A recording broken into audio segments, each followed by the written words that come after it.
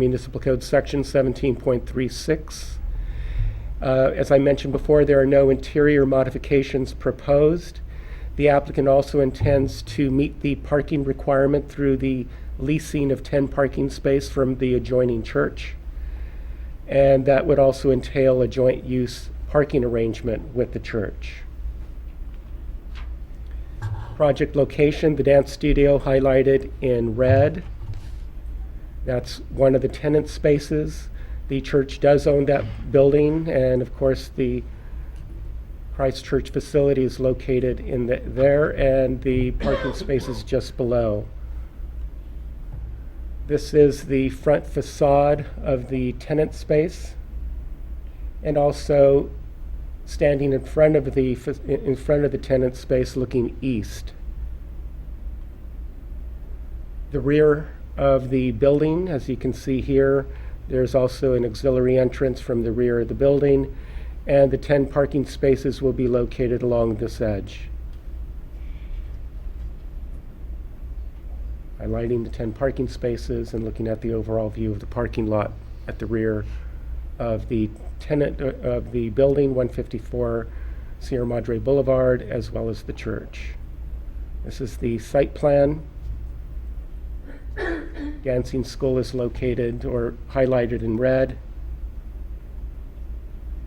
The floor plan above. So the existing use is this entire tenant space, and they're proposing to introduce a small lobby, put up some walls with doors and windows, creating 2 dance studios, utilizing the existing restroom facilities located at the rear of the building. There's also an auxiliary entrance or exit to that landing and stairs that you see at that location to the outdoors.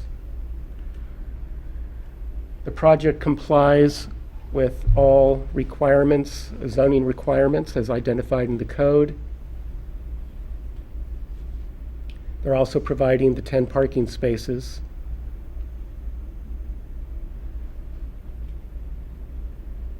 These are the conditional use permit findings that the commission will have to make. And a summary of those of the findings in terms of its project compliance are provided here. So it does comply with all development standards. There's no changes proposed for the exterior of the building. It's totally an interior improvement. The use is appropriate to the commercial zone and its downtown location, which will also generate pedestrian traffic. The hours of operation and operating characteristics are consistent with the existing uses within the commercial district on West Sierra Madre Boulevard. And the dancing school will provide educational, physical activities, and overall strengthens the community in terms of its use. The parking arrangement to lease 10 parking spaces from Christ Church is provided. And along with that, these are the joint use parking findings. So a church is allowed to allow use of parking facilities primarily for daytime use on their site. And as long as that parking is accessible to the tenant space it has to be within 150 feet of the site. And there is no substantial conflict in terms of the operating hours of the joint use with the church. And also both parties would have to enter into an agreement that would be recorded in the Office of the County Recorder, and also a copy of such agreement provided to the Department of Planning and Community Preservation. The summary of the project compliance for the joint use parking. The dance school is primarily a daytime use with regular business hours during the week and on Sunday. The church provides services primarily on Sunday. So therefore, there is no expected conflict of operations that would cause a shortage of parking spaces. The church parking lot is also located approximately 30 feet behind the proposed dance studio. And the Sierra Madre Dance Company and Christ Church have discussed the arrangement regarding the joint use parking agreement, and they're expected to move forward with the execution of that agreement. And the applicant will comply with requirement to provide the required parking and record it with the county recorder in the city. So the alternatives before the commission this evening: you can approve conditional use permit 19-01 pursuant to resolution 1901. You could also approve conditional use permit 1901 with modifications. You can deny the CUP and identify the findings that cannot be made on the basis of rejecting those findings, or you can continue the project and provide staff and the applicant with further direction. Staff recommends that the Planning Commission take the following action pursuant to Planning Commission Resolution 19-01 to approve the application for a conditional use permit 19-01 subject to the findings of approval. That concludes my presentation, and if you have any questions, both myself and the applicant are available to answer those. Okay, do we have any questions of staff? I have one question. Just walking around the neighborhood, I've noticed from time to time that in some of those spaces that the church owns that there are evening time programs. What's the status of those, and how have you determined that there's no conflict between those evening time programs, if they're still going on, and the school's use of the space? Yeah, there's additional parking beyond just the 10 parking spaces that are located behind the tenancy. So the total parking count for the church, I believe, was, going back to,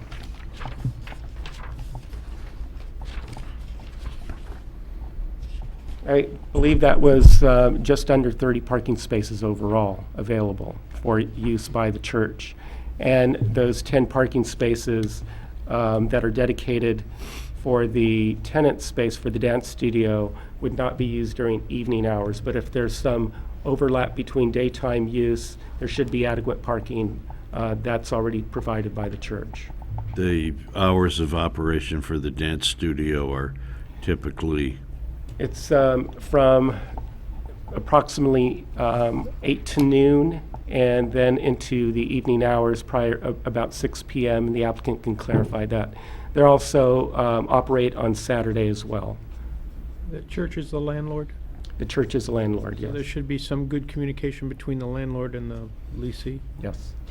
So you've already at staff level made a determination there's no conflict there? There is no conflict. Okay, thank you. Okay, any other questions of staff?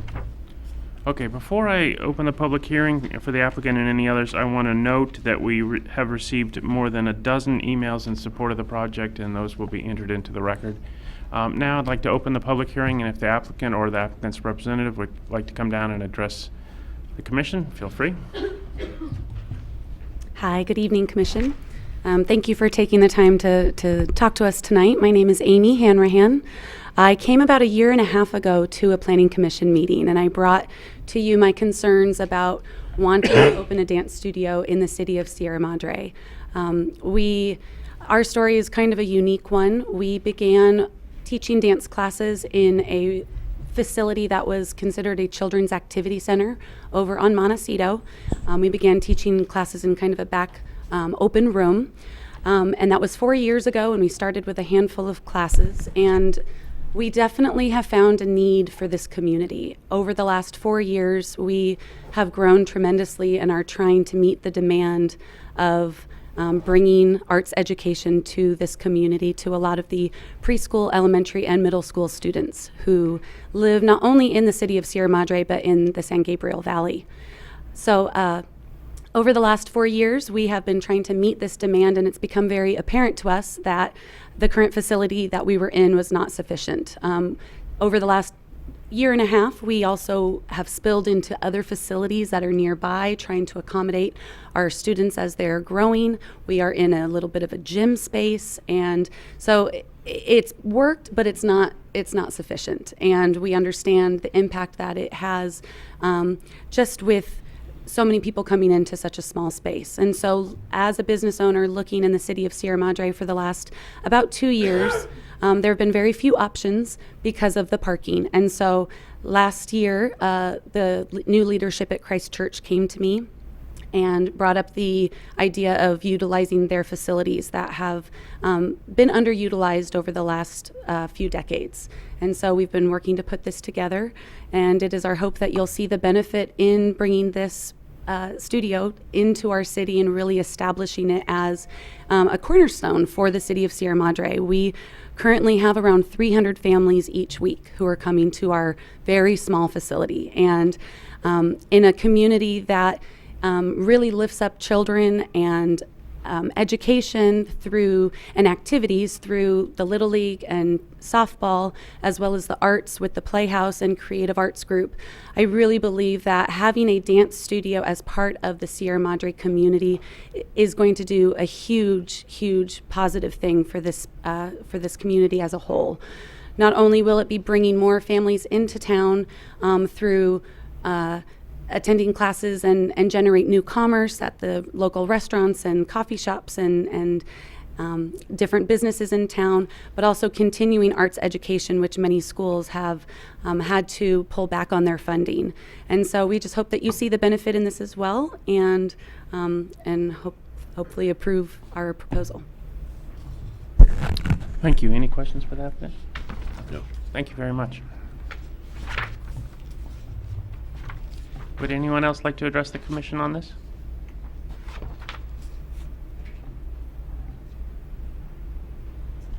Good evening. My name is Josh Swanson, and I'm the lead pastor at Christ Church. And a couple of things I wanted to say is, one, our church has really had a commitment since I've been here over the last year to want to see both our church as a community of people as well as our facilities themselves utilized in a way that's a benefit to Sierra Madre. And one of the things that I've noticed is that having a dead storefront space throughout the week is not a benefit to this community. And so we've been looking for ways that would be really positive to this community to serve it in that way by having something positive here. And getting to know Amy a little bit and the dance studio, we've been really thrilled with the work that they're doing.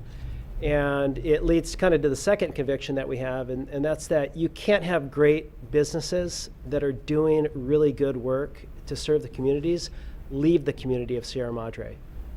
And so we feel like this is a win-win. It's a win for Sierra Madre because we get to see a great business stay in this community.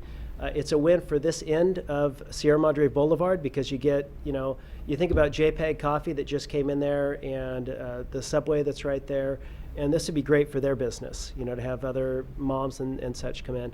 And so we just feel like it's a win-win, and we just hope that all will go through. So thank you. Great, thank you. Anyone else? Come on down. Thank you for letting me speak. I live in Altadena with my family of 5, and my connection to this Please, ballet studio. I'm sorry, can you please state your name for the record? I'm sorry, Thank you. my name is Melinda Phillips. I live in Altadena with my family of 5, and my connection to this ballet studio has strengthened my ties to the Sierra Madre community. Because we are frequently coming out to Sierra Madre now, we come out here 2, 3, sometimes 4 times a week. We've moved basically all of our dining out to this community. We now go to the bakery in this community, go to coffee shops in this community. Our car repair person is in this community. We go to tutoring in this community. We go to parks in your community. This has basically become our home community.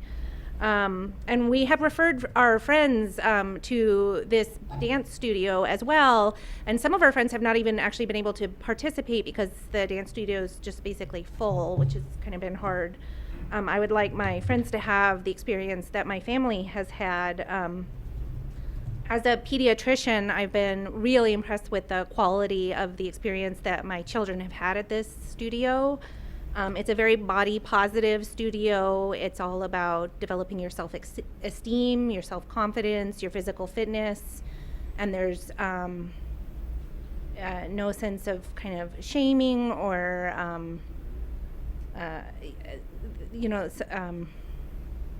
sometimes ballet can be a little bit tricky in certain other studios, I want to say, I guess, in terms of as kids kind of grow and develop their self-esteem and as their bodies are changing as they're going through puberty. And at this studio, I just feel like they're in a really safe harbor in terms of their physical growth and their emotional growth. Miss Amy has a very strong belief that she's not only taking your kids for, an afternoon, she's not just teaching them to dance, but she's also teaching them just how to be good people. And it makes me feel really good that my kids are in such safe hands emotionally and physically. So I really feel like it's a unique asset for this community. And I'd also just like to say that current location where we are is not great in terms of the parking. We're using that public parking lot, which is up on the corner of Montecito and Baldwin a lot of times, or parking on the street, and I'm taking my young children across dark and busy roads, and it makes me feel really fairly unsafe with the amount of traffic that we're kind of crossing. So I would really look forward to kind of having a safer parking situation as we're coming here so many times a week. Thank you. Thank you.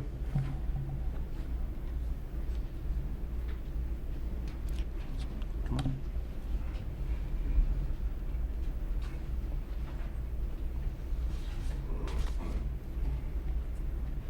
Hi, my name is Melanie Kawano Chu, and like the previous mother that just spoke, our family lives in Monrovia outside of Sierra Madre. Our daughter, who just started kindergarten, goes to the Gooden School, and we first came to Sierra Madre through word of mouth, through the ballet studio, and through the dance and summer programs. And when we looked for a school, we looked at actually all the independent schools in Sierra Madre, which are basically across the street from each other, because we had an experience that we knew children's arts and education were valued here. We felt like the philosophy at the ballet studio really gave individual attention to our daughter, who has some sensory issues, and we've seen her really blossom and grow throughout that time and at the Gooden School as well. So I just wanted to echo the previous mother's experience and family's experience, that we have been drawn into Sierra Madre through the dance studio. Thank you.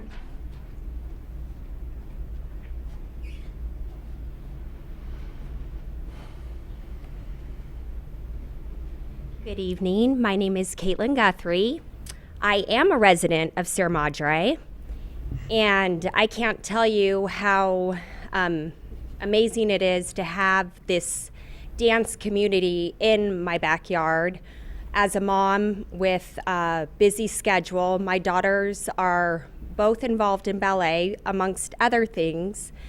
And it's wonderful to be able to do everything within the community. We're in the softball league, and the dance studio really is invaluable. And I have to say, just as the other mom said, it's more than dance, and what Amy has accomplished in the past few years is amazing. She's an amazing person, and her business is growing leaps and bounds, and she deserves to have a space that reflects all of her hard work. And I think it would just be a real blessing for the community to be able to have this dance studio relocated to this new location. Thank you.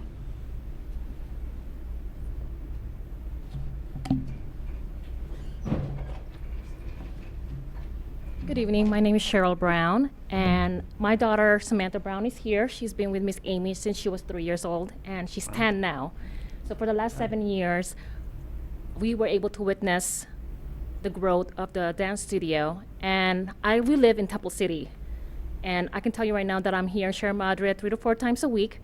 And after dropping her off from dance, I walk around this community, and I love it, to the point where people think that I live here. I wish I do, which we're considering now, knowing the fact that we told Amy that we will follow her and we will allow our daughter to grow with her in dance. And we're hoping that this expansion and this ability to actually move to this location will really expand the business, and it's gonna be a positive thing for the community and for us as a family. I mean, we're willing to drive all the way here to be with the studio. And I just want to say that we are grateful that you guys are here and letting us share with you our experiences. Thank you. Thank you.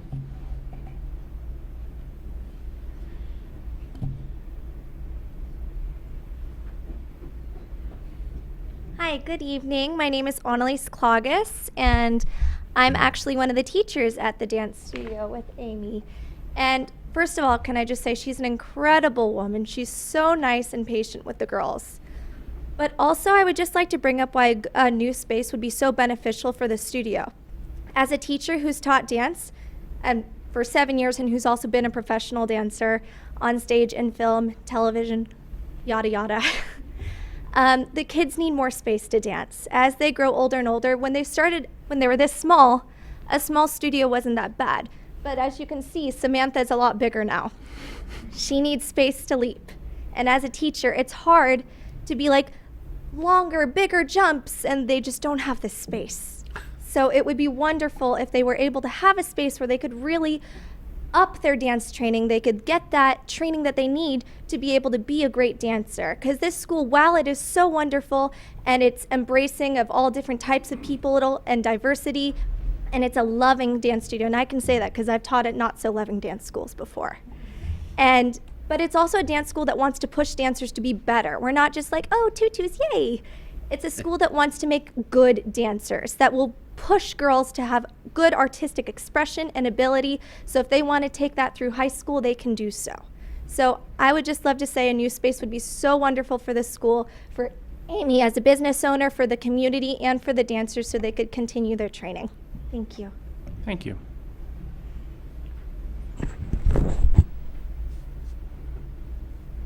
Hello, my name is Alicia Swanson, and I am Josh Swanson's wife, who's the senior pastor at Christ Church. We moved here a year ago with our family. We have 4 daughters ourselves, and we live in Sierra Madre. And I can tell you that we have just been delighted with this wonderful, family-friendly community. When we first married, we lived in Old Town Seal Beach, and this reminds me of Old Town Seal Beach, without the ocean, obviously, but it is walkable, wonderful, feels very safe and family friendly. We are so grateful to be here, and we also are grateful for this church community that we have become a part of, and we see that it has a lot of real estate at its disposal that has been underutilized. And that's something that we would love to change. The church has many empty rooms, many buildings that are not being used throughout the week, and the storefronts are part of that. When we walk up and down Sierra Madre Boulevard, we'd love to see every one of those storefronts be offering something beneficial for the community. And right now, honestly, I feel like they're an eyesore. I do not like how they look when you walk up and down. I don't like how empty they are, and that's something we would love to change. I actually met Amy and her family just out on a walk with my girls, and we struck up a conversation and found out that we were both passionate about dance and the arts, something that I have done with my girls for years. And so finding that was available in Sierra Madre was really exciting for us, and I got my girls involved right away. And myself, I've been able to do some adult classes with Miss Amy at the dance studio as well, and Miss Annalise, and it's something that we're enjoying and learning together. I would love to see them supported and to have more room to grow and a space that's more obvious to the community that they're there and all the wonderful things that they're doing. So thank you. Great, thank you. Good evening. Thank you for all your work you do to make this town a wonderful place to live. I'm a resident. My name is Chris Adams, and I actually live on Adams Street, which is kind of ridiculous. But I have a daughter who's 8 in the dance company. Good thing it's not Adams, Massachusetts. Yeah, it's participate. That's where my family's from, is Massachusetts. Who's been with Miss Amy since she was 4, and just want to echo everything that's been said to watch her holistic development. In self-esteem and self-confidence and physical development and social development and just all character development, all of that, and the additional commerce in town. The one thing I thought I might add, particularly with Sierra Madre and the name of the dance company, much like our wonderful Rose Parade float that gives great exposure to the world, I guess, who watches the Rose Parade, the students are going to be dancing in other places, and I think take the name of Sierra Madre into other parts of Southern California and wherever else their success takes them. And so I think they then become sort of external ambassadors for this wonderful community too. So I just wanted to mention that. Thank you.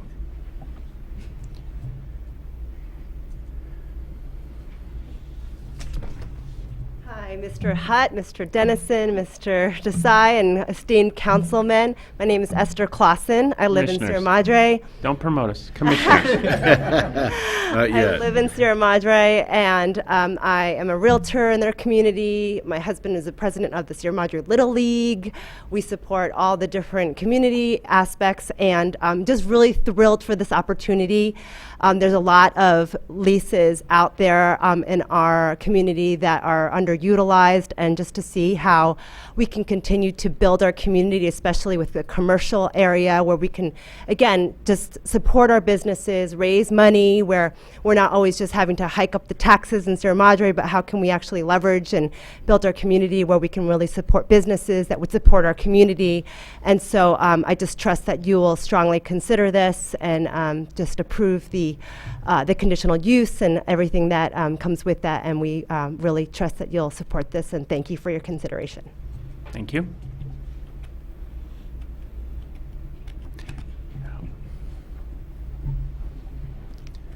Hi, my name is Megan Lewis. I am proud to say I have been doing business with Amy since 2012. We have actually been best of friends since then as well.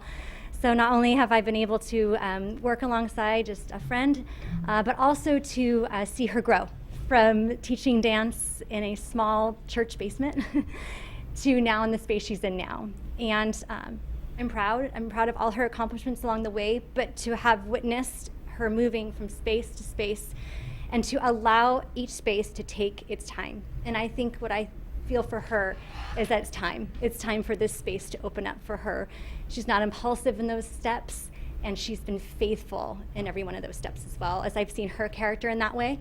And so for that reason, I feel like what a great representation that is to the community, that this is someone who's given back to this community, has that character, is in it for the long haul. She sees the long game, and she's a part of this community, not just as a resident and a business owner, but as someone who cares about Sierra Madre in whole. So I know she'll represent you well for a long time. Thank you.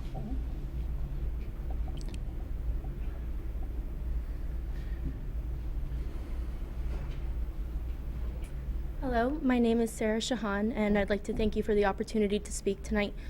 Just to echo what has been said before me, I've been an employee for Amy since the spring of 2016, and I've been able to see how our students have grown in the dance studio. And I have to say that that growth that's cultivated within those walls does not stay limited and within those walls. That growth follows these students out into the community, and I've seen that happen. And I'm very proud of my coworkers and my boss, who has shown me how not only to be a good teacher and a good cultivator of dance for our students, but how to be a good person and a good role model for these students. And Amy has been my role model for the past 3 years, and I do look forward to continuing to work with her and seeing how potentially this new space can cultivate even more passion and growth within these daughters and sons that are in our dance studio. Thank you. Thank you. All right, is that going to do it? And also, if I can point out, we do have a number of email Yeah, we have letters of support. over a dozen, so thank you all for that as well. Okay, I will close the public hearing and bring it back to the commission. Who would like to start us off? You want to start us off? Well, question real quick. yes. Sorry. Yeah, no worries. Sorry for coming to the party late. Are we debating just the use of this space this function going into this space, as opposed to also the plan that's been presented? It's the use and the parking agreement. That's it? That's it. Okay. The internal stuff is just code, but building code, right? Right. And that'll be reviewed by our building official. Okay. And does any of that, this falls into the technical side, but any of that fall into some of the discussions we had with the commercial, how the spaces, visibility sort of issues? Well, I think that, as you know, we have a code amendment that's in process that's not applicable because it hasn't been approved. So we're approving this under our existing code. Okay, which says nothing about that. And because the exterior is not being modified at all, that Everything I don't beyond think that's yeah, irrelevant. Right. Okay. All right. Okay. Okay. So, I would like to begin by commending the church for their outreach and their cooperation. This is an applicant that has come to us earlier and has looked to get this project done, and because of previous locations, was unable to do it. And we have struggled with this section of the commercial areas in this section of the boulevard a lot because of the parking issue. We've tried to arrange some cooperation with, Dr. Sammy's building across the street and some other places, and those have fallen short. So I commend the church, one, for their consideration for how this is going to impact the community and improve the welfare of the community and the arts in the community, and also providing the cooperation and the necessary avenue for this to happen, because without your assistance, this would be very difficult. I think this is an excellent project because it's going to improve the foot traffic in an area of town that we've wanted to see develop more. We've always tried to increase the east end of the town and the west end of the town, and when the Kensington was put in, you'll notice at the corner there are two shops, hairdresser and an eye store, solely for the reason of improving foot traffic from one end of town to the other, because it's a long way between the Subway shop and Arnold's Hardware. So I applaud this project for that reason. The only negative thing I've heard is a complaint that the new location is a long way from the brewery, and when the dads drop off their daughter, they don't get to go across the street and drink, so they have to, I have to drink coffee or something from Subway, I guess. So I can support this project. I think it's an excellent use of an underutilized facility, and I think it will improve the town. All right. Manish? I can go. I think this is a great project. Pun intended. I think this is a marriage made in heaven. So I think you've got a right, underutilized space. You've got a great use with high activity and function. And I think just the outpouring of support, says it all. I don't think we can say much more to it. So I wholeheartedly support it.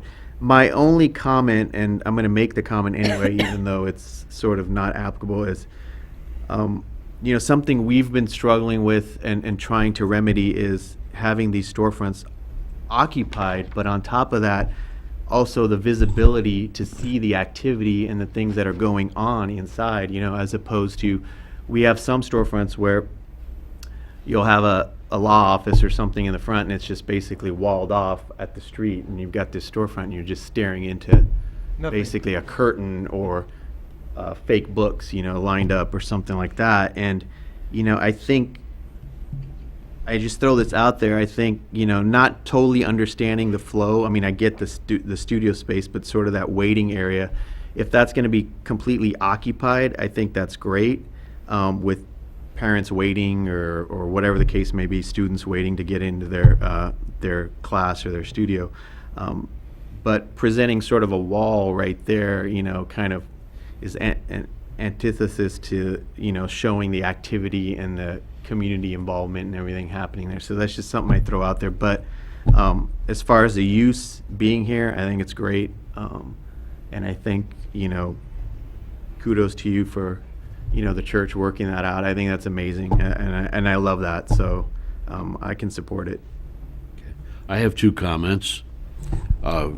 The first one is basically echoing what you were just saying, that and this is not something that's under consideration here technically tonight, but I would like to encourage you to make that lobby in the front somehow animated.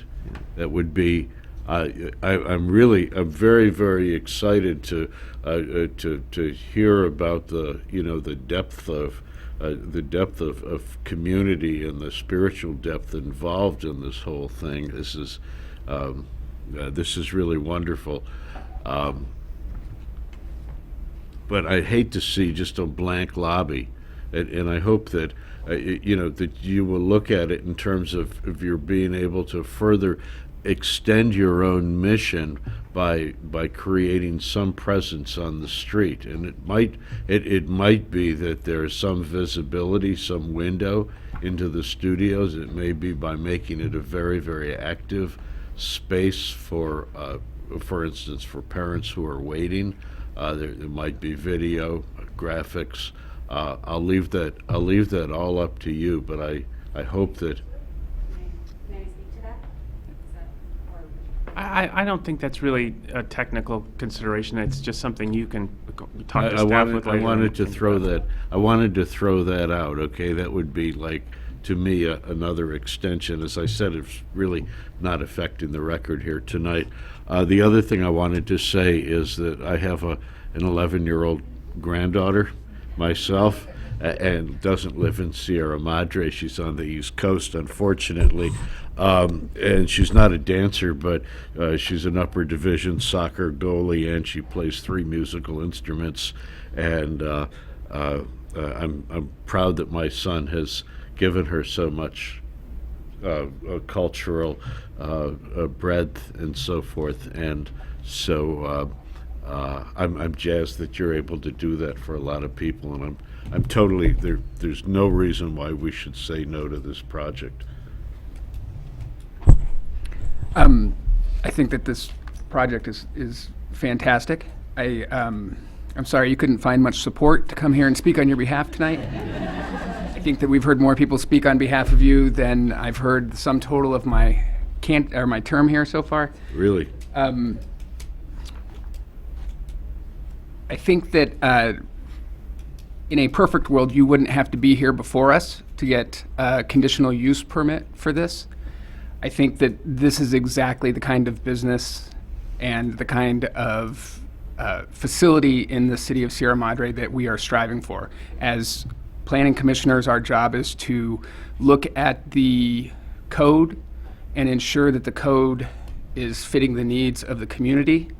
And we would really like to get that code changed. We've started some drafting of it. We need feedback from the commission, from the council, the city council. It needs to get prioritized so that we can help affect these changes. And so I urge all of you that took action here tonight to help the next Miss Amy that comes along and take this out of the conditional use permit into an by right use. And the only way that's going to happen is if we push our city council to prioritize this. So I'm fully behind this project and everyone at this type. Yeah, I fully support the project, and I echo the comments of my fellow commissioners. I thank the applicant for persevering with the city and trying hard and finding and staying and not leaving to a different city.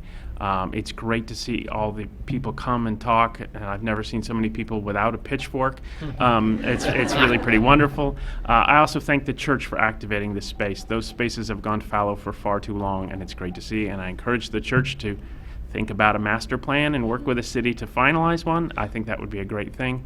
The only thing I don't like about this application is that it even has one. As Tom has mentioned, we put forth code amendments to the city council in July, under which this application could have been approved at staff level with a minor conditional use permit, including the parking. I have absolutely no problem with the findings for the CUP or the parking arrangement, and I'm sure this could have been handled at staff level, although it was very nice to see all you out tonight. So I can fully support it. I would entertain a motion then. So moved. I'll second. All in favor? Aye. Aye. Motion carries unanimously. Thank you very much.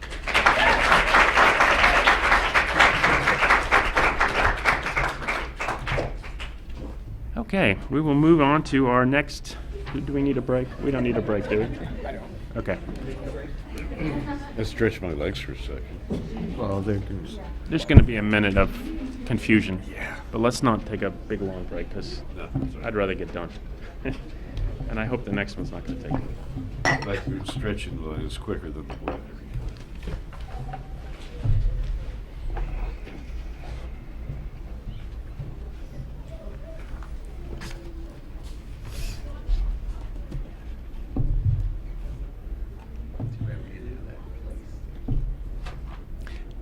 I think they were waiting for that.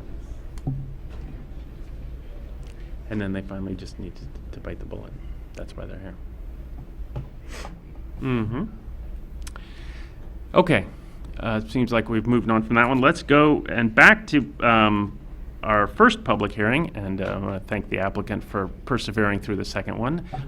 And it's a longer night for you than you expected, but thank you. And we will turn it over to staff to get a presentation. We have a continued item that's coming back before you this evening. It's regarding a design review permit for a new single-story, single-family residence located at 193 Oak Meadow Road, and we have a PowerPoint presentation for you. Excuse me.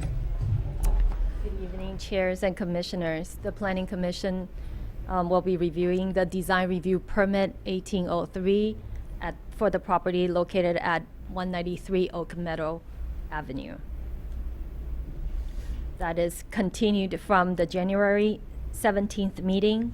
The applicant has returned with revised plan to address commission's concerns and to achieve a co-compliant project by revised the floor plan and reduce the footprint southward to comply with the cumulative side yard setback, which also reduced the size of the primary residence to 3,413 square feet. And the applicant also worked on the redesign of the front elevation to incorporate additional articulations and obtained arborist review on the placement of the infiltration basin in relationship to the oak tree on the south adjoining property. Project information is revised to meet all code requirements. The side yard setback are revised to 21.5 feet, and the total square footage is reduced by 90 square feet. The revised site plan shows the footprint on the north end and is pushed back to meet the side setback requirement. And also the proximate placement of the infiltration basin was reviewed by the arborist, and it is recommended to be placed 24 feet away from the trunk of the oak tree. Revised floor plan that shows the areas of alteration due to the reduction in size, and the floor plan is redesigned to reflect the changes on elevation. Revised front elevation to add articulations and to emphasize the depth of the wall. The fenestration is changed to pairs of vertical casement window with turquoise window trim enhanced with heavy timber lintels above to further the appearance of the thick wall. A diagonally crossed stucco tracery with a window behind it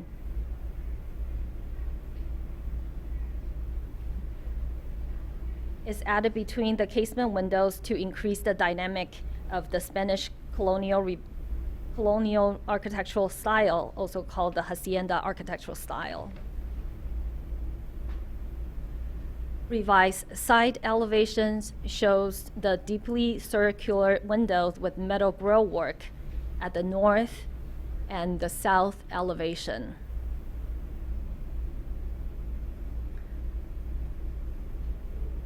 Photo montage from the street view shows the one-story house with traditional rectangular architectural style. The front facade is changed and emphasize the thickness of the exterior wall by using the double wall construction and with the Santa Barbara style plaster in warm earth tone. The pair of the vertical windows to be recessed within the wall plane, and the stucco tracery shows the depth of the construction method. The front door is flanked by the rows of colorful painted tiles adhere to the wall plan, sets at 45-degree angles towards the front door to showcase the depth of the wall. And the dark brown wood timber corbel and the rafter tails are added to provide details to the front cover veranda. And the exposed rafters reveals the details of the straight barrel terracotta tile, roof tile. Here are the materials and colors that will be used for this project and to complement the existing pool and deck in the rear. Design review findings have to be made in order to approve the project. These findings are in the packet for commission to make decision. An alternative before Planning Commission this evening is to approve the project pursuant to Resolution 1811, or approve the project with modification, or deny the project identifying the findings that Commission feels cannot be made, or continue the project and provide staff and applicant with direction. Staff is recommending that the Planning Commission approve the design review permit 1803 subject to the conditions of approval. That concludes my presentation. I'll be answer any questions you might have, and the applicant is here to answer any questions you may have. Okay, does anyone have any questions of staff? Thank you very much. Okay, we'll open up the public hearing, and if the applicant would like to address the commission, please come to the microphone. So, I took your guidance and we removed the side yard infringement setback and changed the floor plan on that side. Then on the front side, we need to have a little bit more activity. So what I did was reshuffle the rooms there and put the bathroom in the middle, which got us that architectural screen, which has got windows behind it. One of the biggest errors I had in my previous design was the window design, which basically read as craftsman and read wide and low as opposed to skinny and tall, which is much more authentic on the design. So I lowered the sills in the bedroom, I raised the headers, which had a couple impacts. It made the front of the house even look lower because of the high headers. Split windows are much more authentic, actually. And then I added some details to the veranda, as in corbels, return horizontals, things like that. When I spoke with the architect, he pretty much said that we could probably get by with design cues if they were authentic and worked well. And so that's the direction I chose. Questions? I'm just trying to figure out on the veranda, there's the stucco, the off-white tan stucco, but below there's a belt. Is that a different? Stucco dado. It's a different color? Yeah, it's like a terracotta color. Got it, okay. And it's actual plaster color on the color coat. Are those they're flush, right, in plain? Yes, it's no outstanding. It's just the last 3/16 of color coat. Yeah. You just put a board, cut to it, and put the other color on top of it. But it's all on the same plane. Okay.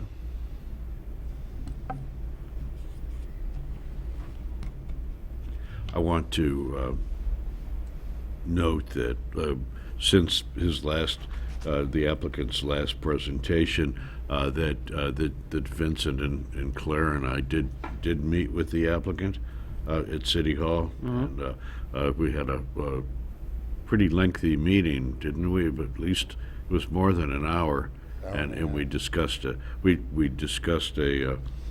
number of things that would make the the building evidently more like a traditional adobe.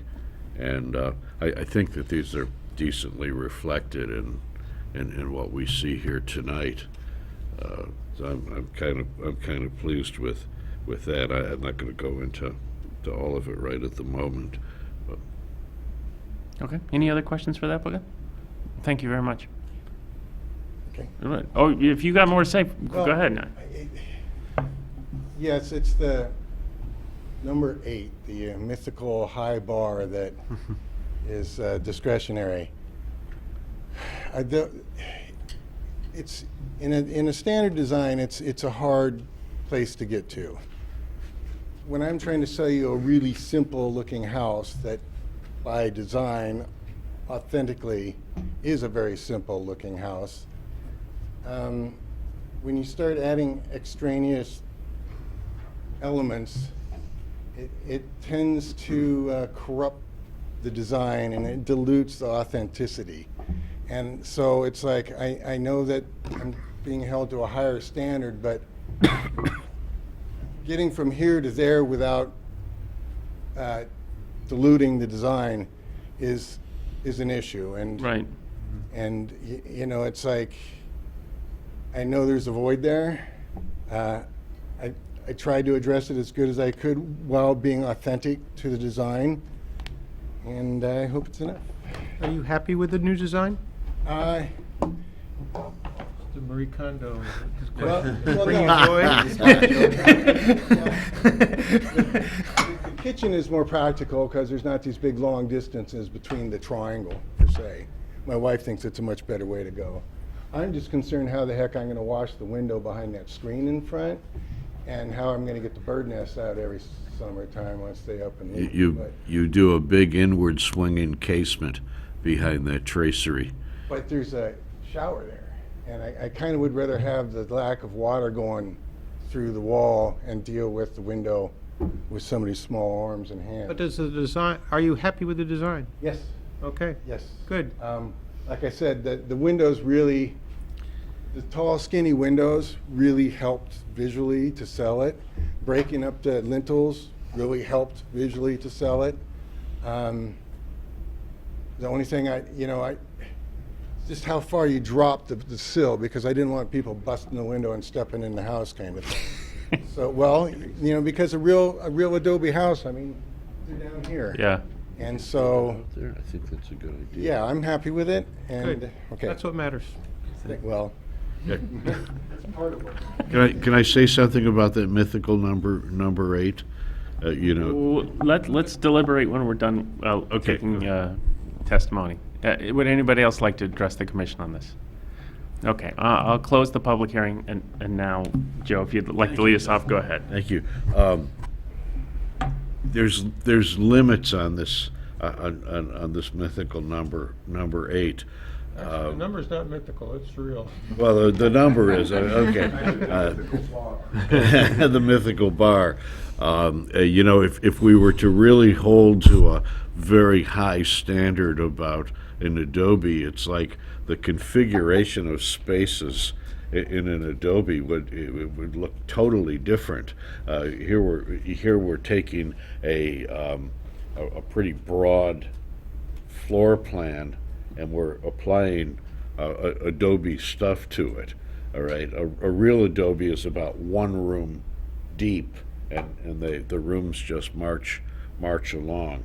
And it wasn't going to be done here. It couldn't be done here within the confines of taking a builder house and doing what the applicant wanted with it. So it's like I think that there are limits in terms of how far you can push that whole kind of issue, and I think that he's done a pretty good job, and you know, I for one, if you ask me, well, does it really meet that high bar? And I wanted to start talking like an Adobe expert, I could shoot it down, but it's like, no. But I don't think the issue with the issue with number 8 isn't about authenticity of design or adherence to a certain style. It's about whether the project itself is a superior project. And I think you can achieve that with an Adobe. I mean, if you've seen the Taos Pueblo, you've seen that you can have a very, very large Adobe that's really cool. So it's not that we have a style that can't achieve a big house and meet that. And with regard to the program, I mean, one of the issues is if you can't have an exceptional design with the program, maybe the problem is the program. And maybe you're asking for too much program. And maybe you need to cut that back. I'm sympathetic to the applicant's desire to get their programmatic wants, but not to the extent that we cut them slack for it. Well, I've worked on a 7,000 square foot historic Adobe. It's not to say that Adobes have to be tiny. Right. It has to do with what you get out of the basic plant configuration, and I'm saying that's a place we just can't go to right now. Well, I think what I was hearing, and I agree with, is that just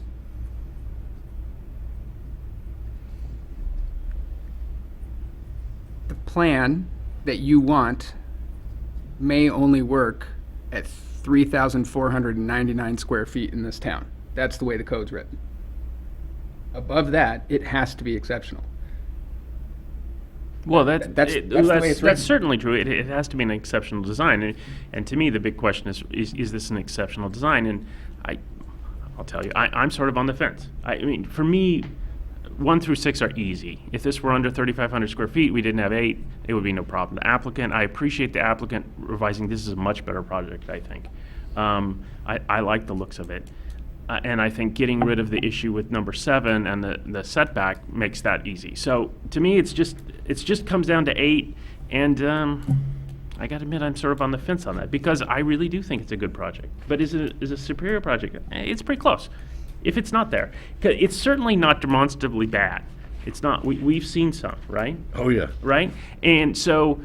I think this is one where reasonable people could disagree, and so I'm really interested, especially here from the architects and the design, and I think the staff presentation, I guess to me, I came in to the meeting being a little under on 8, and I really liked the staff presentation, and I liked a lot of the detail, and seeing it big as opposed to small, I think helps. So. I'm open to be convinced, I guess is what where I'm at. Let me say one other thing in support. If we are talking about the bar and what Adobe details ought to look like, there's been some discussion at the last meeting about how low the front of the house looks, and I want to point out to everybody that this really is the nature of Adobe. Many times did have a very, very low front edge to the porch. Some of them were just pretty low buildings to begin with, and actually when we met with the applicant, one of the things that was discussed, and I see reflected in his design tonight, his design improvements, is just that it's not about the height of the front of the porch so much. It's that the detailing from the standpoint of the posts, the lintels, so on and so forth, all needed to be articulated more. They were low, but they had good strong beams, good strong timbers in there, and so I think that the lowness, if you look at it, it fits with the houses to either side, and I think it is very, very appropriate height-wise to an Adobe style, and he did really bring up the level of detail where he needed to, especially along the porch. I think that's an improvement that's really in favor of this project. Yeah, I mean, I applaud, sort of the steps forward to massage it, make better. I think, I'm sure it was a struggle to sort of get it to fit within the setbacks, but I think, that effort was well worth. I mean, I don't know how much on your plan you sacrificed, but, that was a good step forward to get that to fit within your allowable setbacks. I think, some of the cues on the front, I think one of our biggest heartburns that we had the first go around was the back had more interesting sort of articulation, like the chamfered corner, sort of that element, I guess the fireplace element, and then the sort of the dotted glass block windows. There was something eclectic about that back, the veranda or the porch, the rear porch being recessed in. And then you also had the bedroom element coming out. So you had sort of this positive element, then sort of the negative of the back porch recessed in, but then the corner being changed. I mean, there's a lot of visual interest on the back, and I know you acknowledged that that you didn't want the back to be the front, and there was a reason behind it. And sometimes, you run into this, like, I really applaud your desire to be strict adherence to this style and wanting it to be authentic and real. But part of that is also what can get in your way if you're trying to, because you're kind of between a rock and a hard place. Like, Right. The style that you've chosen and you love, and you want to strictly adhere to it, is sort of a humble hacienda, sort of adobe, simple structure, albeit 3,419 square feet or whatever. But you run into that where you're kind of handcuffed, and you can't, the whole idea of finding 8, you can't get there because your structure wants to be a certain way, and you don't have any latitude to adjust that. And I think, like the front, I like the additional detailing. I like, the corbels on the veranda. I like the treatment on the plaster, and the wood lintel beams and all that detailing. But it's just the detailing. Like, the form is still, albeit single story, is still very sort of linear and, broken up by windows, but it's not like, it doesn't jump off the page, kind of like, okay, we're trying to, like it might have been interesting, like, to take that and see, this is where it probably would have tripped you up on, it doesn't follow the style, so you can't do it, but like where that bathroom window, the relief there, like, if that had actually like pushed in, and so then those 2 windows in the bedrooms are kind of out, you start to get some articulation on there that, makes that front sort of not less planar, And I know that part's outboard slightly than where the door is, and then you've sort of chamfered the entry door, which I like. So it's good. It's not. Well, then it begs the question, there. really, and I don't know. The question I'm struggling with, I don't know if with this house on this site, with this strict adherence to this design, if executed perfectly, like, it's going to be a fine, beautiful home. But it's like it's playing in a different league. You can't, that whole innovative idea or that exceptional, like, it's going to be hard to get there. Well, the question then is the adherence to this style the innovative nature of the thing, or do we really want funky, weird houses? I mean, if you go to to the plaza in Santa Fe, right? Each wall is just flat. It's 4 things around, and that's the nature of the beast. And so, I guess I'm sort of torn because I agree, it doesn't pop off the page, right? So there's this sort of, I want this really cool thing, but then I am sort of torn to the other side where you say, well, this is what the style is, and it's done well. And also, the massing is broken up, so it's not just one big house. It's spread across the lot. There's obvious desire for sustainability. You can tell the applicant gets it and cares, unlike some of the junk we've seen. where it's totally an afterthought. It's all one story. Sometimes we're faced with. I'm agreeing with you, John.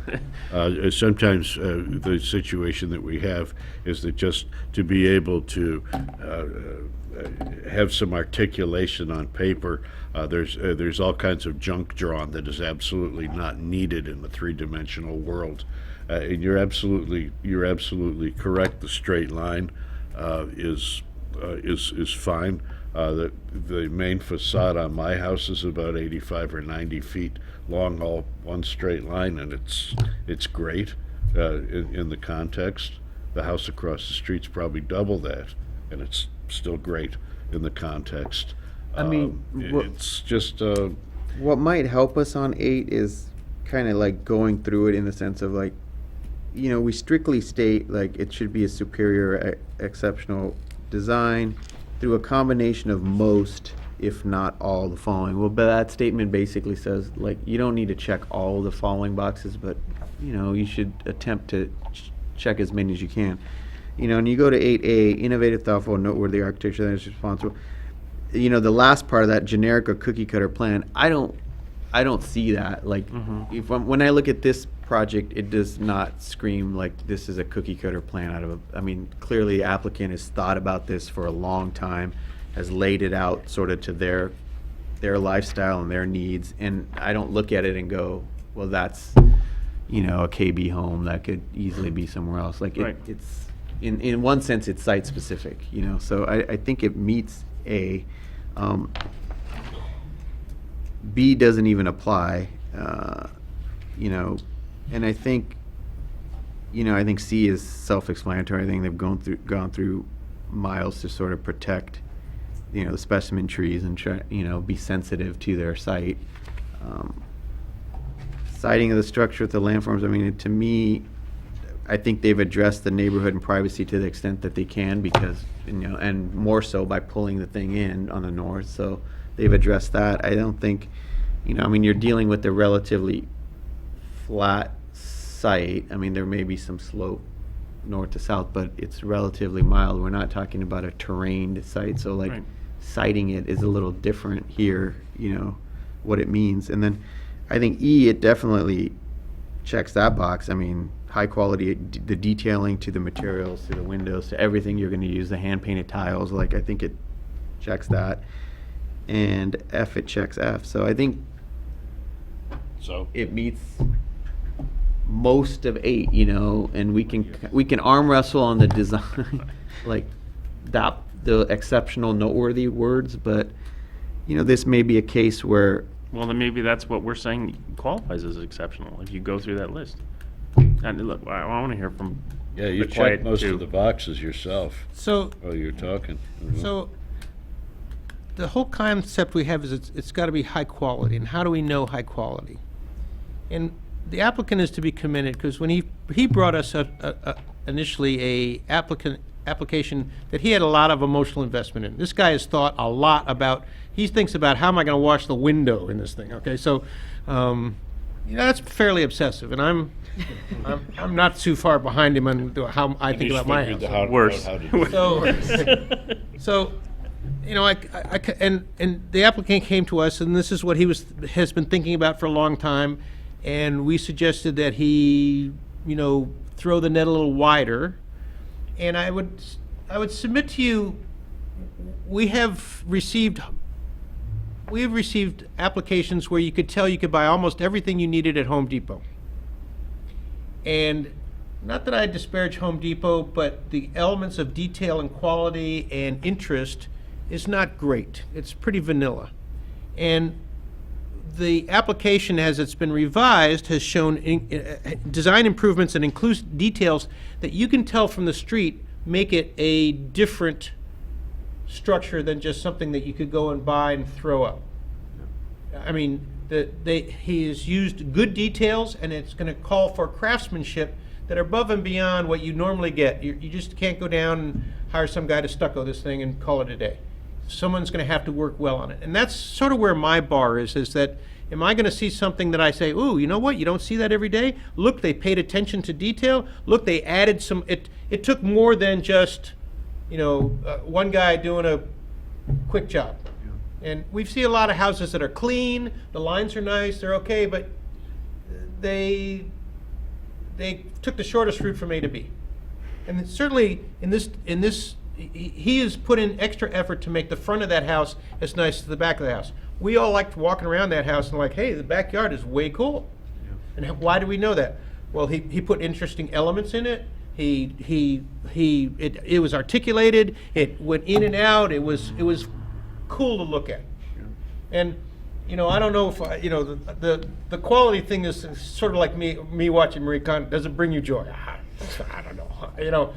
But I can tell that a greater amount of effort and energy and thought went into the details than if they just ripped a page out of a design book and handed it to us. And so sir, we get a lot of projects that are, somebody did not see an architect. They looked in a, Ladies' Home Journal, tore it out, found somebody to draw it, and that's what we got. And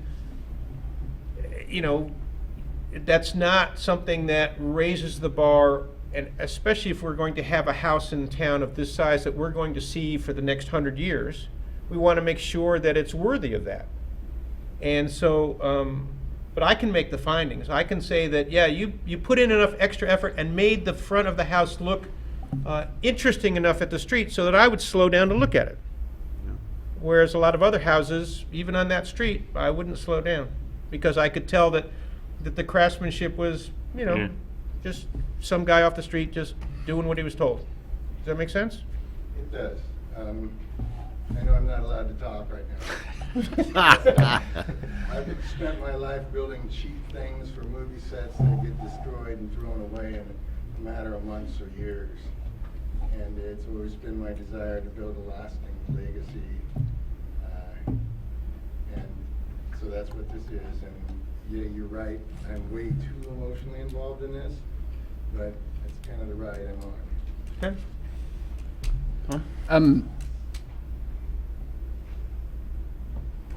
I drove by the street. It's definitely a different style of house than most of the other ones. Your neighbors to the north have started to upgrade from the 50s ranch style to a more unique look than the rest. I mean, every other house on that street is just a long, wide ranch style. And that certainly helped me get past the look of this house. It's a one-story house, but it looks bigger than it is, and maybe this is just on paper because of how just it's very wide, it's very single plane on the roof. It just feels bigger to me than I thought it should in the front. And I understand that that's the style of the Adobe. That has single-handedly been the biggest challenge that I've had, is that it's just one big front plane on the roof. I mean, it has some jogs, I understand, in the front and by the front door, but for the most part, it's just a big flat house. And I've been challenged with getting past probably the lack of articulation on the roof rather than the articulation below it.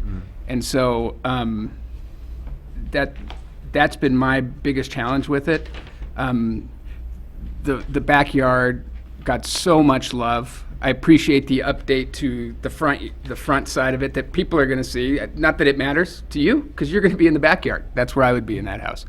But I think that has been my biggest challenge, getting over the design here.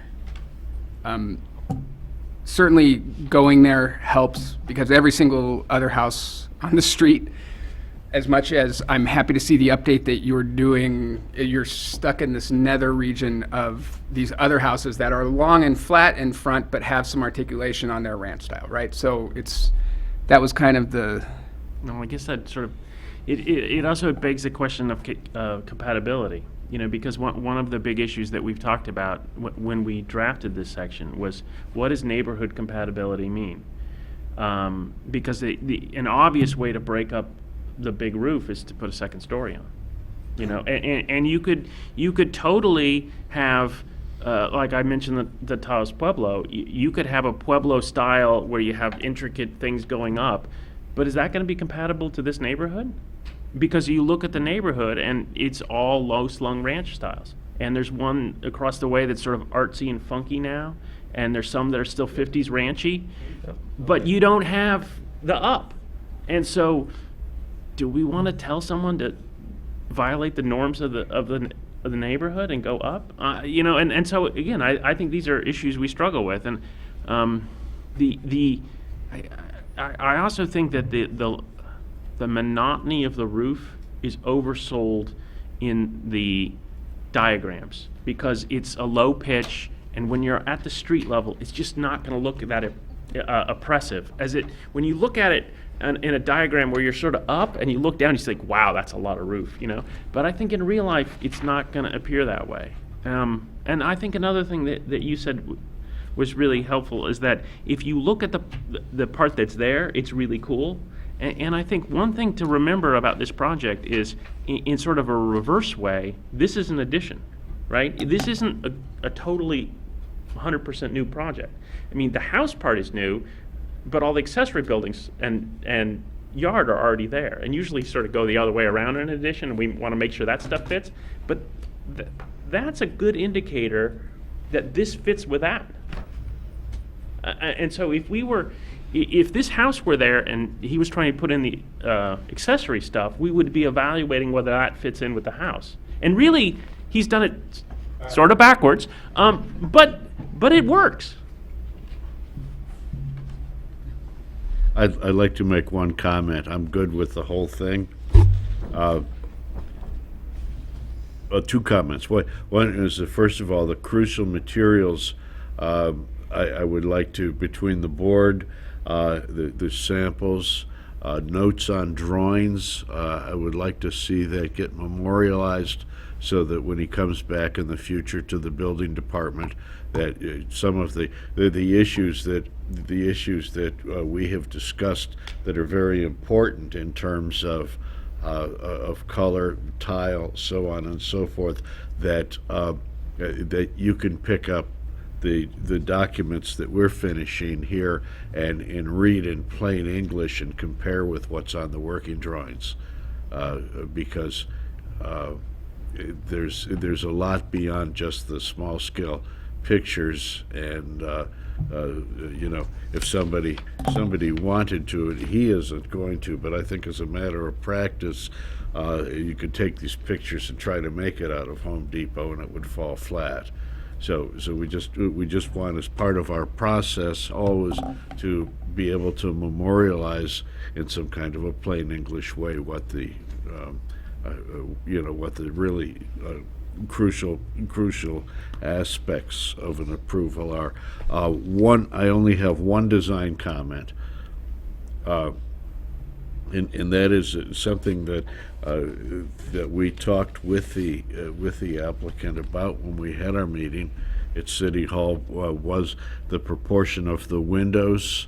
And Vincent, you'll recall that we were talking about how adobe windows are relatively vertical, and we got rid of the old windows that were very horizontal and craftsman-like in their proportion. But as it's drawn right now, the fact that they are one big vertical pane is pretty modernistic looking, and it's to me it's the one thing that kind of lets go of the overall design. I would really like to see if that would be okay, if you would take each one of those casements and divide it with 3 bars, so that you had it was four stacked vertical lights, and that would be very, very consistent with traditional adobe if you could do that, and I think would really really help wrap it up. Could you do that?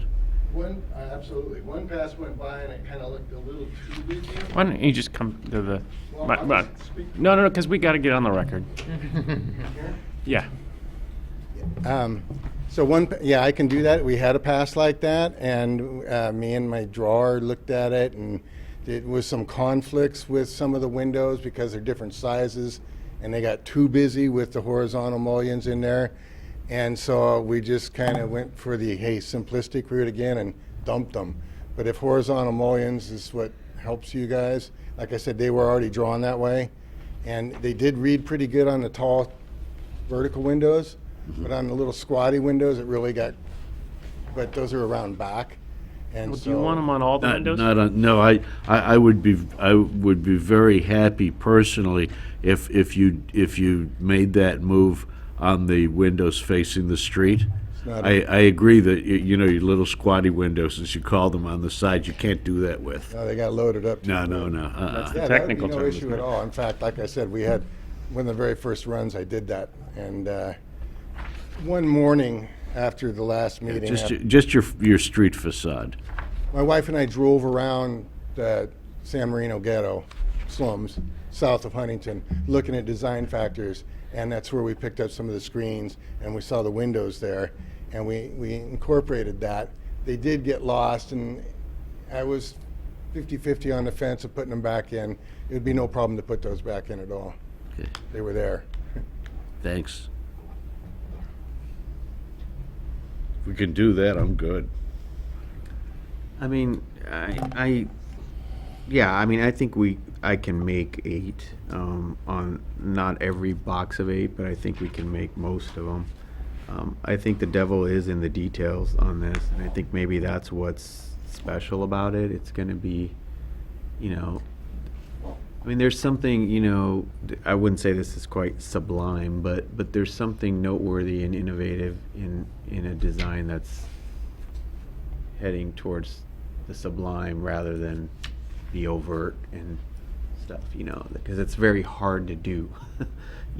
Our tendency is to add as much as we can into the soup, thinking it's going to make it better, and it's very hard to be restrained and kind of toe that line where it's simple. Simple's hard to do, Right. We can argue whether it's noteworthy or innovative, but I think I do share that same concern, Tom, that you have about the roof. But that was my only question: is there a magic number on that pitch for the house? Is it matching like the garage, or is that? It's not matching the garage. The pitch I kept as low as possible to keep the ridge height low for the neighbors. So the lowest permissible recommended slope for a barrel tile is 4 and 12, which is what that is. Okay. I mean, I was really concerned about the neighborhood impact. I mean, in the real world, an adobe house has got 10-foot walls. Okay. I chopped them down a foot just for that. And that's the reason I'm not having a 5 and 12 or 6 and 12 roof, because I want it low, and it also, once I start pitching the roof up, I get a much more massive gable that we've got to deal with, the big end of the house going, hey, look at me. And I did everything I could to break up that huge gable field, but I just... No, you don't want it to go taller, do you? The other Lower? way. Oh. But you'd have to switch to sheet metal to do that, wouldn't you? Yeah. I don't know. I mean, that's that's- asking, what is it, Well, 4 and 12? 4 and 12. So they don't allow, like, I'm sure you're using authentic barrel tile. Yes, and as it is, the Like 3 and 12 verandas wouldn't are work. 3.5 and 12. Oh. And that's going to be a push. Okay. That's going to be a real tough drainage thing, and I'm going to have to really work with the underlayment to make that thing drain. And Spend money on good underlayment. absolutely, one of the cheapest things you can buy, and it's good insurance policy. I think the thing is, you've got sort of the adobe, but it's also the more Santa Barbara, California style. If you go full New Mexico, you want to go New Mexico territorial style, you do sheet metal roof.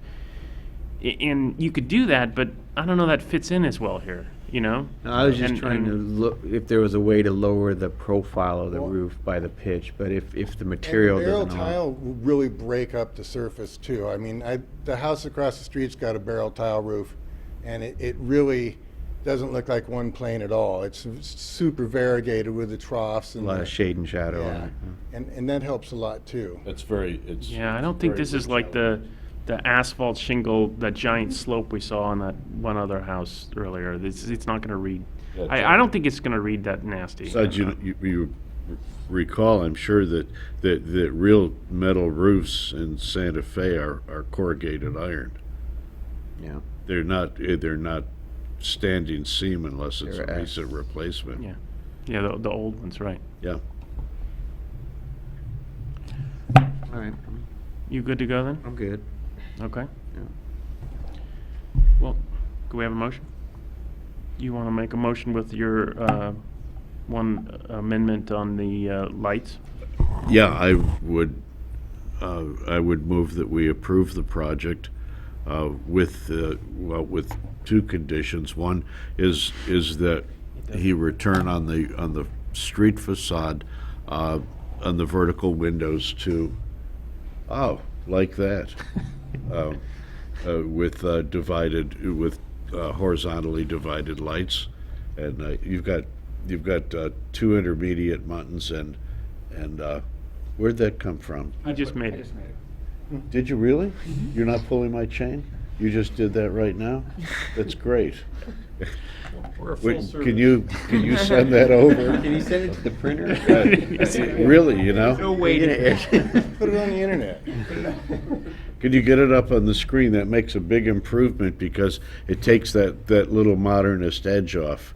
We can He show 'em actually just drew afterwards. that with three lights stacked in each one. I guess Normally we charge 2 hours a time. You're giving us a bad name. and the other thing is, could we leave it to staff to make sure that the important materials and so forth are documented on the final documents that he turns into you? Drawings, we can certainly have a sheet description showing. We don't have to see that again. You No, handle no, that we at don't. staff level, so you'll turn that into legal language, and that's my motion. I'll second it. Okay, we have got a motion and a second. All in favor? Aye. Okay, motion carries unanimously. Thank you very much. Thank you very And much. thank you for your participation in this activity, because You mean allowing not me to not everyone is so willing and helpful. So you It get, all goes through you guys, and if it doesn't go through you, it doesn't happen. doesn't have to, but yeah. I would like to thank you very much. You will all be invited to the housewarming party, All right. and Oh, the cool. inside will be even cooler than the outside. Awesome. We'd like to see that. Thank you very much. Thank you very much. Okay, then we will move to oral communication. Was that somewhere I missed? If there's anybody in the audience who would like to address the commission on something that's not on the agenda, feel free to come down. Seeing none, we will move to planning commission reports. Is there anything commissioners would like to share? I've got 4 items. Okay, fire away. The last meeting that I missed, I was away at a symposium. I'm on the Historic Resources Committee, which is a national committee of the American Institute of Architects. We had a 2-day symposium at Taliesin West, which is Frank Lloyd Wright's desert school in Scottsdale, Arizona, which is now nominated as a World Heritage Site. Oh. So spent 2 days there. That was absolutely wonderful setting. The topic that we discussed was advances in the research and writing for historic structures reports. So it was time really well spent. Number 2, I was contacted by Leslie Ziff, who is the president of the Sierra Madre Historic Preservation Society, and this was regarding a plan or desire by a parents group at Sierra Madre Elementary School to infill the arches on the front with some kind of barrier. Front of what? Fencing, huh? Sierra Madre Elementary. Oh, the front of the, The arches on the front, looking to infill those with some kind of a security device, fencing, whatever, for security purposes. She invited me to a meeting with her and the principal of the school. We looked at a couple of proposals that the parents are floating right now. I suggested to everybody that, and I've discussed this with Vincent a bit, I suggested that it was really going to need a certificate of appropriateness from us, and that and the principal is kind of juggling different. Do we have authority? The property is designated. So it's designated? Yes. But it's Pasadena Unified Schools. It is, but we do have authority to review it because it's in the city, it's designated a local landmark. And if there's alterations to a local landmark, it requires a certificate of appropriateness. Will it have to go through state board? State architect. State architect? Usually modifications to school buildings Possibly. has to go to state. I think that, I encourage the school to work with the city to try to get a solution that works for everybody. And I don't know if they're going to have to go to the state architect or not, but if they want to, I know that Pasadena Unified has a history of working with the local cities, especially on the historic things, Absolutely even so. if it's Yeah. not required. So I would hope that they would work with us and, find a solution that works for everybody.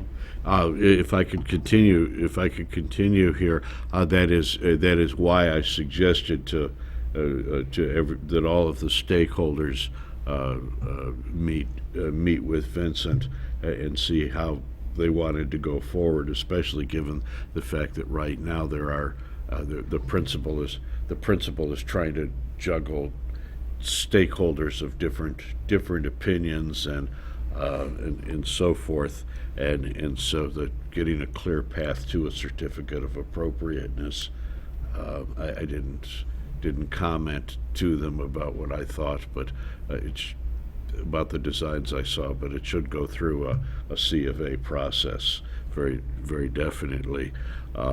So today I called Leslie Ziff and I said, "You got an update for me? Because we're going to meet tonight." She never got back to me, so apparently the principal is still. It's just sitting there at the moment. Number 3. Leslie also pointed out to me that that Lizzie's Trail Inn is not officially designated. The Richardson house next door is. Right. Okay. Lizzie's and Richardson are both owned by the city, and the Historic Preservation Society has long-term leases to operate and maintain the interiors on these. And Leslie. I thought when they designated the Richardson house, they did both. She No? just told me that they didn't. It's not. Huh, okay. So she would like to see a designation go forward, and being that that's the city's own building, I don't know. We'll have to find a way forward on that. Last time the city council had to approve it to submit, and then it went back up to them to approve it for a designation. I think it'd be great if members of, other than you, if the Historical Society board came and made that presentation and made that pitch. Because we regularly deal with historical issues on structures in town, and their voice has not been, other than your contribution here, we don't hear from them as often. So I think it would be a great thing for them to continue to contribute to that discussion. The reason I resigned from their board of directors is because their board meetings are third Thursday of the month. Okay, so I did mention to.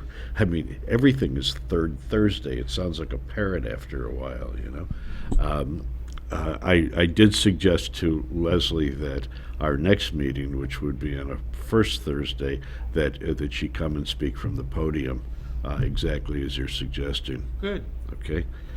Last item. I'm happy about this one. I'm on the team with Eagle Restorations, and Kelly McLeod, architect. We've been selected to do the historic restoration for the Hugo Reed and Lucky Baldwin Adobe at LA County Arboretum. Oh, good. Great. And we get rolling on that planning schedule next week, so I'm really excited. Right now, it's just a box left, but there was veranda all around it, and it's going to be an incredible project. Yes. Excellent. That's it. Okay. Anybody else? I will note that we are still down one commissioner. If anybody in town would like to apply, we could use some more help. So I don't know if we've received any applications yet, but the window is still open. We have not. Okay, well then we still need at least one.